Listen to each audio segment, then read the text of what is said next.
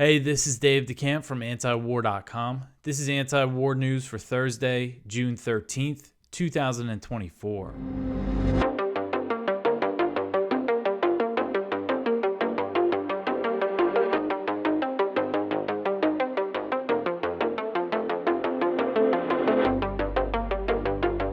All right, the first story at the top of antiwar.com today, the U.S. and Ukraine to sign a long-term military deal. So President Biden and Zelensky are expected to sign a deal for long-term U.S. military assistance to Ukraine on the sidelines of the Group of Seven summit that begins in Italy on Thursday. According to CNN, the deal will commit the U.S. to 10 years of arming and training the Ukrainian military and helping build up the country's military-industrial complex. The agreement is not expected to specify an amount that the U.S. will spend on supporting Ukraine, so the U.S. isn't going to be making any sort of monetary commitment under this deal. It's not like the deal that the U.S. has with Israel, which is a 10-year memorandum of understanding, and under that deal, Israel gets $38 billion over 10 years, or $3.8 billion per year. The U.S. is not going to make a commitment like that for Ukraine. And this deal could also be easily reversed by a future administration since it will be an executive agreement, not a formal military treaty or anything like that.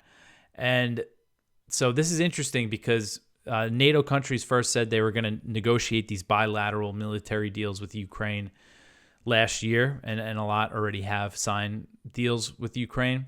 But the initial reports about the plan said that about the U.S. plan when it came to this was that they wanted an agreement that would tie the hands of a future president, that would make it really hard to cut off U.S. support for Ukraine. But now it seems like that's not what they're going for here. So it's kind of interesting. Maybe that means they think that the Ukrainian war effort doesn't have that much left in it, or if they don't think they could get the approval from the Senate if they wanted to do like a formal military treaty that needs 2/3 of the Senate to vote for it. So Ukraine has signed 14 similar bilateral deals with other NATO countries, but these are largely symbolic since they don't go beyond the support NATO has been providing since the Russian invasion. And that's what it sounds like this is going to be as well, more of a symbolic gesture here. And the U.S. deal is expected to include a promise that it will hold consultations with Ukraine in the event of a future Russian attack. So I guess that means if the war ends and then somewhere down the line Russia attacks Ukraine again, the U.S. will hold consultations with them. But it does not include a mutual defense commitment in any future scenario. And President Biden recently said he did not think Ukraine needed to join NATO for there to be peace in Ukraine. So Ukraine's really not going to get much, not going to get what it wants fully out of this. But we'll see what happens, if all the full details will come out when they actually sign this thing. It could be worse, but right now this doesn't seem like it's that. Again, it seems mostly symbolic. They're not making many real commitments here. All right, so the next one here, Representative Gaetz and Senator Vance probe the Ukraine enemies list. So Representative Matt Gaetz, Republican from Florida, and Senator J.D. Vance from Ohio sent a letter to Secretary of State Antony Blinken on Wednesday seeking information about the State Department's ties to a Ukrainian organization that compiled a list of hundreds of individuals and organizations who oppose U.S. military aid to Ukraine. This Ukrainian NGO, texty.org.ua, included antiwar.com and several of its staff members in the report, which was titled Roller Coaster from Trumpists to Communists, the Forces in the U.S. Impeding Aid to Ukraine and How They Do It. So Gaetz and Vance's letter noted that the list included 116 House Republicans and 21 Republican senators. So that's a good number of members of Congress that they included. So they said the report was, quote, a thin piece, largely an excuse to smear a large group of Americans who have been skeptical of aid to Ukraine in one form or another, but it is being broadcast as a part of a coordinated media strategy that has all the hallmarks of a U.S. targeting influence operation, end quote. So The connection here to the State Department is that one of the founders of this NGO, Anatoly Bondarenko, has worked as an instructor for the State Department's program known as Tech Camp, which provides training for foreign journalists and activists. The Republican lawmakers wrote, quote, "If this were merely some random news outlet in a foreign nation, such a hit piece would be easily ignored. But the founder of the group itself, Anatoly Bondarenko, is listed on a U.S. government website as supported by the United States Department of State," end quote. And they noted that this was not the first time a Ukrainian organization published a list like this. In July 2022, the Center for Countering Disinformation, which is a Ukrainian government agency, issued a list of individuals it accused of pushing Russian narratives. And so they mentioned that, and this is the Ukrainian government, so which is funded and propped up by the U.S. government. So Gaetz and Vance asked Blinken to provide the following to assess if there's been a violation of U.S. law related to the texty.org.ua list. They want to provide all releasable material related to the State Department's support for Anatoly Bondarenko or texty.org.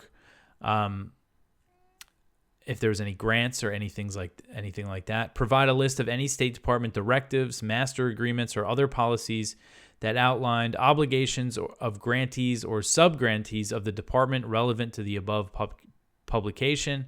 Provide a list of grants or any awards by the department to them, and inform us whether or not the Department of State is initiating any investigation into violation of the department policy regarding this. So we'll see if they get any answers about this. All right, so the next one here, the U.S. to send another Patriot missile battery to Ukraine. So President Biden has approved the delivery of another Patriot missile defense system to Ukraine. This was reported by the New York Times on Tuesday. The system is being pulled out of Poland and will be the second Patriot battery that the U.S. has sent to Ukraine. It could be deployed to the front lines within the next several days. Germany and the Netherlands have also provided Ukraine with one Patriot missile system each and are in talks to supply a second. The U.S. has been sending a steady supply of Patriot missiles to Ukraine since first sending the battery in 2023. Ukrainian troops have been training on how to use the advanced missile system at a U.S. military base in Oklahoma. The news comes after Zelensky and other Ukrainian officials have been pleading with the U.S. to send more Patriot systems, of which there is a limited supply. Zelensky has said Ukraine needs 2 of these batteries for Kharkiv to defend from the Russian offensive in the region. So I put a quote in from Dmytro Kuleba, the Ukrainian foreign minister. This is something he said a few months back about his frustration with the U.S. not giving them a new Patriot battery, which they cost $1.1 billion about, approximately. So Kuleba said, quote, "I feel myself hitting the wall with my own head, although I'm a diplomat and that means I have to dismantle the wall brick by brick. But since this kind of diplomacy doesn't work, I feel like hitting the wall. I just don't understand why it's not happening," end quote. So, and I just mentioned in the story that the U.S. is still pouring all these weapons into Ukraine, despite the reality that Ukrainian forces have no chances of beating back the Russians and the risk of escalation here and all these crazy escalations that have been happening. All right, so the next one here, Blinken slams Hamas ceasefire response. So Secretary of State Antony Blinken on Wednesday slammed Hamas's response to the Gaza ceasefire proposal, claiming some of the Palestinian group's conditions were not workable. Blinken made the comments in Doha alongside Qatari Prime Minister Sheikh Mohammed bin Abdul Rahman bin Jassim Al Thani. He has a very long name. Blinken said, quote, "Hamas has proposed numerous changes to the proposal that was on the table. Some of the changes are workable, some are not," end quote. Hamas's response contained amendments to the proposal that would give them stronger assurances that Israel would agree to a permanent ceasefire and full withdrawal from Gaza, since Israeli Prime Minister Benjamin Netanyahu has repeatedly rejected those ideas. Israeli officials previously said that Netanyahu's public opposition to a permanent ceasefire would likely sabotage the chances of the deal. And from Israeli media reports are saying that Hamas is asking for a commitment up front, essentially, for a permanent ceasefire. And the Times of Israel reported that Israeli officials are saying the biggest impediment here is that Hamas wants a commitment to a permanent ceasefire up front. I think it's been obvious that that's what they were going to ask for. Regardless, Blinken and other U.S. officials are putting all the blame on the lack of a deal on Hamas and claiming that Israel accepted the ceasefire proposal, even though, again, they haven't. They've publicly rejected it. So Blinken said, quote, Hamas could have answered with a single word, yes. Instead, Hamas waited nearly 2 weeks and then proposed more changes, a number of which go beyond positions it had previously taken and accepted, end quote. He added that as a result of Hamas's response, the Israeli slaughter and starvation of Palestinians in Gaza will go on and that more people will suffer. He didn't call it a slaughter and starvation, but, that's what it is. So essentially saying that innocent people are going to keep being killed and starved. Blinken did not go as far as Israeli officials who commented on this, who said that this was Hamas rejecting the deal. He made it sound like negotiations would continue. Now, Al-Thani, the Qatari prime minister, he offered criticism of Israel during the press conference with Blinken and said pressure needs to be put on both sides. He pointed to contradicting statements from different Israeli officials and noted that Israel launched its invasion of Rafah in early May after Hamas said it accepted a ceasefire proposal presented by Egyptian and Qatari mediators. All right, so the next one here. Hezbollah fires 215 rockets at northern Israel. This article is from Jason Ditz. The Israeli military said Hezbollah fired about 215 projectiles against northern Israel this morning, which was Wednesday morning, setting off sirens across the area and setting fires. Officials downplayed the large numbers, saying there were no injuries. This may not be a one-time event, as a Hezbollah official said at a funeral ceremony for the Hezbollah commander that Israel killed a day earlier, basically vowed that they would intensify attacks. So Abdullah was a senior commander killed in Hezbollah. Talib Sami Abdullah was the commander who was killed and the highest-ranking officer to be killed in the past 8 months of Israeli attacks. He was killed late on Tuesday. Lots of intense rocket fire from Hezbollah, and they're saying it'll escalate. And I'm sure Israel's going to hit them back hard. It seems like they're kind of set on escalating this thing. And again, they've said if there's a ceasefire in Gaza, they're going to escalate in Lebanon. All right, so the next one here, UN report details Israeli war crimes. This article is from Kyle Anzelon at the Libertarian Institute. The UN Independent International Commission of Inquiry, abbreviation for that is the COI, provided a detailed analysis of the Hamas attack on Israel on October 7th and the Israeli assault on Gaza. The report finds both sides committed war crimes, but concludes there is no evidence to support the claim that Hamas engaged in mass rape during its rampage in southern Israel, and the COI found evidence of Israel intentionally killing civilians and Israeli forces engaged in acts of sexual torture. So this is some really brutal stuff in here. The report's analysis of the events on October 7th concluded Hamas intentionally targeted 24 civilian targets, leading to hundreds of deaths. The COI found evidence that members of Hamas committed sexual assault on Israelis, with some female bodies found undressed. However, the report debunks the widespread claim that top Israeli and U.S. officials have often repeated that Hamas engaged in mass rape during its attack. And the claim is also that they weaponized rape, that was part of the strategy, that it came from down high from Hamas leadership. But there's been no evidence of that. So the report says, quote, the commission has reviewed testimonies obtained by journalists and the Israeli police concerning rape, but has not been able to independently verify such allegations. Additionally, the commission found some specific allegations to be false, inaccurate, or contradictory with other evidence or statements, and discounted these from its assessment, end quote. So while the assertion that Hamas engaged in mass rape on October 7th has been widely discussed in U.S. media, the Palestinian accusations that Israeli forces have systematically engaged in horrific sexual violence have gone largely unreported. So the COI found evidence to back the Palestinian claims that Israel is engaged in systemic sexual torture and humiliation. The report says, quote, based on testimonies and verified video footage and photographs, the commission finds that sexual violence has been perpetrated throughout the Israeli enforced evacuation processes. Palestinians were made to watch members of their family and community strip in public and walk completely or partially undressed while subjected to sexual harassment, end quote. The Israeli forces inflicted sexual torture on males, according to the report. It said, quote, males were repeatedly filmed and photographed by soldiers while subjected to forced public stripping and nudity, sexual torture, and inhumane or cruel treatment, end quote. The COI concluded that Israeli forces were authorized or allowed to engage in sexual abuse. The report said, quote, the commission concludes that forced public strippings and nudity and other types of abuse by Israeli military personnel were either ordered or condoned. These acts were intended to humiliate and degrade the victims and the Palestinian community at large by perpetrating gender stereotypes that create a sense of shame, subordination, emasculation, and inferiority, end quote. So again, very brutal stuff here.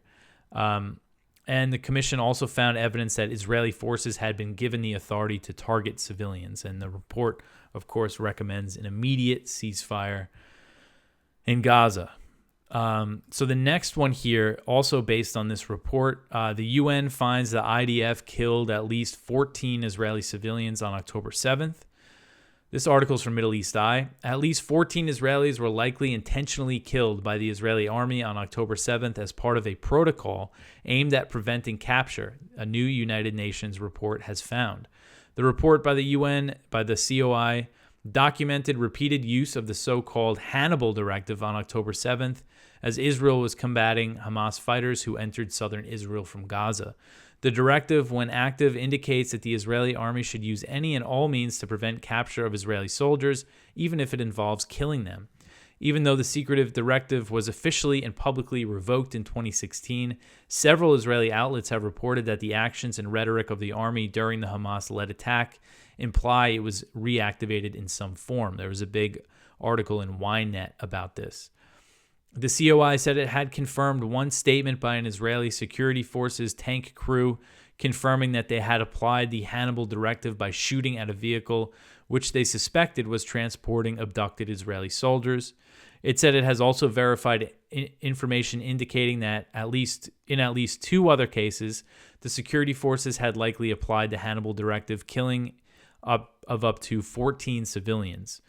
The report said, quote, one woman was killed by Israeli helicopter fire while being abducted from near Oz to Gaza by militants, end quote. And there was also the tank shelling on the house in the kibbutz Be'eri. This is something, Israeli media reported this a long time ago, and a lot of good, English language media outlets, it was ignored kind of by the mainstream. But I know the Gray Zone, the Electronic Intifada, Mondo Weiss, they all did a lot of reporting on the evidence of Israel killing Israeli civilians and its response.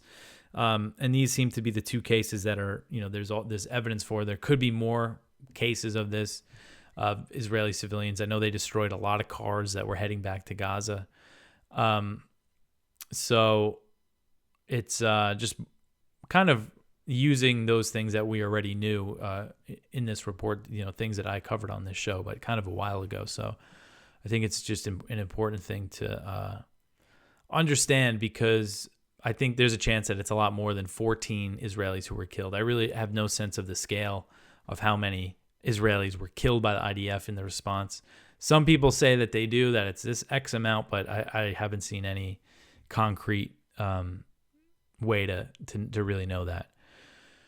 All right, so the next one here, U.S. sanctions Chinese firms over Russia trade.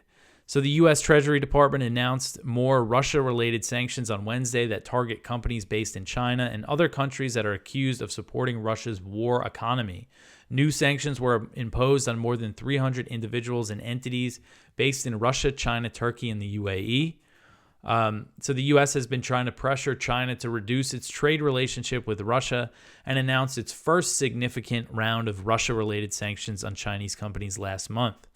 However, trade between the neighboring countries has increased in recent years in response to U.S. sanctions, and new ones are not expected to discourage the growing relationship. There's no reason to think that this is going to alter China or Russia's behavior when it comes to their trade relationship. That, again, it's a natural response to both countries being targeted with U.S. sanctions. And Russia has said that it would respond to the sanctions. And one thing that happened on Wednesday, following the announcement of the sanctions, Russia's main stock exchange said that it was halting trade in the U.S. dollar and euro. So I'm not sure how significant that is, but I thought that was interesting. The U.S. and NATO accused China of fueling the war in Ukraine, even though Beijing does not send military aid to Russia. And it's the Western powers, it's the U.S., the U.K., that have discouraged, peace talks throughout this whole thing, and just dumping weapons into the country. And they say China's fueling the conflict. All right, so the next one here. Chinese drones can counter the U.S. Hellscape in the Taiwan Strait. So this article is from the South China Morning Post, and it quotes a few Chinese analysts, basically their response to that the U.S. military commander in the Asia Pacific saying that he wants to create a hellscape of drones, unmanned, boats, unmanned submarines in the Taiwan Strait if China moves to attack Taiwan. And this is a plan that the Pentagon has and that they're rolling out. They would use AI to control these drones and create a hellscape, which, this is one thing. Like, we see this kind of in Ukraine, the new drone warfare, kind of the small kamikaze drones. But, imagine two powers like Russia or like the U.S. and China or the U.S. and Russia, facing off head to head and just looking up at the sky and seeing like thousands and thousands of drones. That's kind of what this would be. So it's really scary to think about. And basically what these analysts are saying is that China is going to be able to counter it. China has the biggest capacity to produce drones, more than the U.S. And they're basically on par with the U.S. when it comes to the AI. And, it just goes through that's basically the summary of this article. And there's also some comments just about how the U.S. has become more clear, the strategy for Taiwan when it comes to whether or not the U.S. would intervene in the event of a Chinese invasion or some kind of attack. It was always known as strategic ambiguity, but President Biden has said multiple times that he would defend Taiwan. And then you have this, again, the top U.S. military commander in the region saying if China attacks Taiwan, we're going to create a hellscape of drones. They comment on how that is more like strategic clarity and just very provocative for the U.S. to say. All right, so the next one here, Stoltenberg says that NATO is adapting its nuclear arsenal. So NATO Secretary General Jens Stoltenberg said Wednesday that the alliance was discussing the adaptation of its nuclear arsenal to the current security environment amid soaring tensions with Russia. He listed two examples of NATO's adaptation: the Netherlands acquiring F-35 fighter jets that could drop U.S. nuclear weapons stored in the country, and the U.S. modernizing its nuclear warheads that are deployed across Europe. Stoltenberg's comments mark a rare public discussion of NATO's nuclear arsenal from a top NATO official. Under NATO's nuclear sharing program, U.S. nuclear weapons are deployed in the Netherlands, Germany, Belgium, Turkey, and Italy. Poland has repeatedly said it's willing to also host U.S. nuclear weapons as a response to Russia deploying tactical nukes to Belarus, but it's unclear if the U.S. is seriously considering putting nukes in Poland. So at least two of the countries that host U.S. nukes, Germany and the Netherlands, maintain fleets of planes that could drop the bombs. And then you also have France and the U.K. who have their own nuclear arsenals.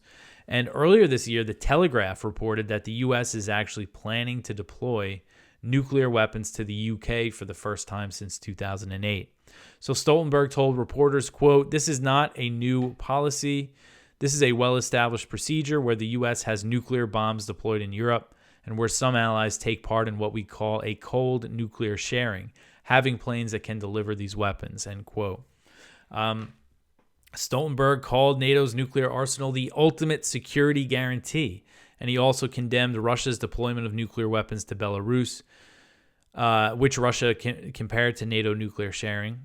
And he also claimed that NATO, the North Atlantic Treaty Alliance treaty organization, faces a nuclear threat from China. He said, quote, we also have to bear in mind that we don't only face nuclear challenges from Russia, but also from China, which is now heavily modernizing their nuclear capabilities, end quote. So these comments from Stoltenberg about NATO's nukes, just all this stuff we've been covering, it comes against this backdrop of just soaring tensions. Russia's doing nuclear drills right now. The U.S., all the escalations from the U.S. allowing Ukraine to strike Russian territory, France planning to send troops. I mean, there's just so much happening here. And then you have Stoltenberg, kind of touting all these nuclear weapons that NATO has deployed across Europe. All right, so that's it for the news for today. Please go check out our viewpoints. One from Adam Johnson. Media keeps playing along with fiction that there's an Israeli ceasefire deal. One from Jonathan Cook. The day the West defined success as a massacre of 270 Palestinians. One from Judge Napolitano. Does the Constitution apply to Biden's war in Ukraine? One from Joe Loria. Using Ukraine since 1948. And one from Stephen Semler. Washington is not telling the truth about the Gaza pier. So please go check all that out. And just a reminder, so there will be one more show this week, the Friday show, and then I'm going on vacation, headed to Australia for 2 weeks. So this show will be on hiatus. Antiwar.com is still going to be updated. Kyle Anzalone, you could always listen to his show, Conflicts of Interest. I'll put the link in the description to his show. You could check that out. Anyway, if you want to support this show, share it, tell your friends about it, like and subscribe and comment. I appreciate everybody that does. Follow us on Instagram, on X, and all that stuff. I will be back tomorrow, one more time before vacation. First vacation in about 4 years, so I'm pretty excited about it. I've taken some long weekends, but this is the first real vacation. Anyway, I will be back tomorrow. Thanks for listening.